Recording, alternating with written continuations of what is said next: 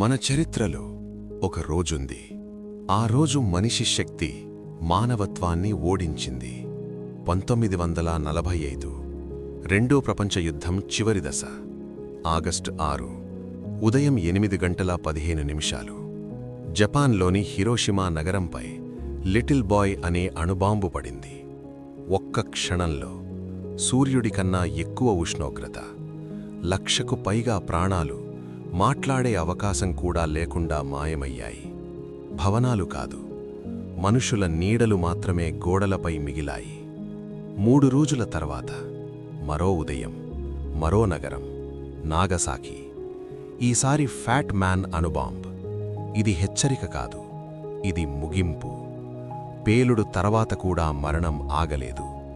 Radiation సంవత్సరాల పాటు క్యాన్సర్గా, వికలాంగతగా, తరంతరాల బాధగా మారింది. ఈ సంఘటన ప్రపంచానికి ఒక నిజం చెప్పింది: అణుయుద్ధం జరిగితే విజేతలుండరు.